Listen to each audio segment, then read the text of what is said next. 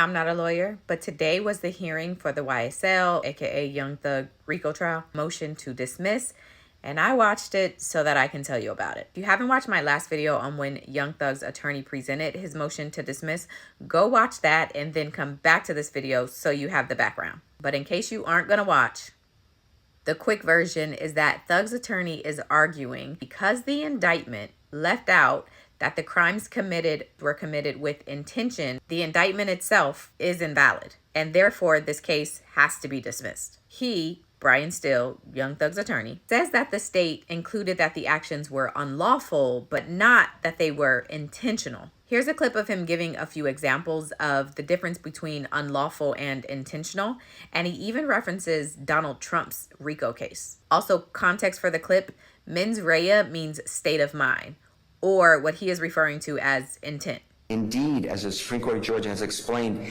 the omission of mens rea from an indictment renders the charging document void.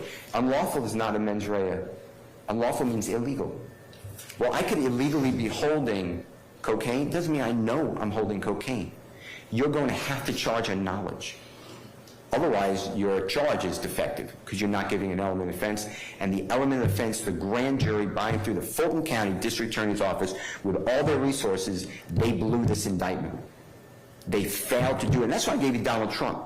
It's not like this is unknown. They failed to do it. So, you know, I accept whatever the Honorable Court's ruling is. And if it's adverse, I believe I have a dual track. I will obviously go on trial, but I just respectfully request if you can get your order in, I will file a notice of appeal. It's a direct appeal. It will not stop our trial, it's my understanding, and I will ask the appellate court to take this up during our trial, and if they grant it, then we could abort the trial at that time. So the state came back and presented their argument, and they say basically Brian Still is wrong. The fact of the matter is that he is incorrect.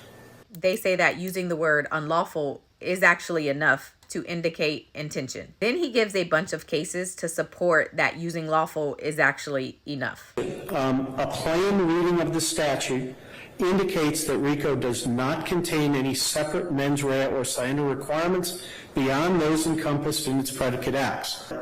The court observed that RICO does not itself contain an express intent requirement over and above that required by the individual crimes. Consequently, no specific intent to engage in an unlawful pattern of racketeering activity prohibited by RICO necessarily need be alleged in an indictment.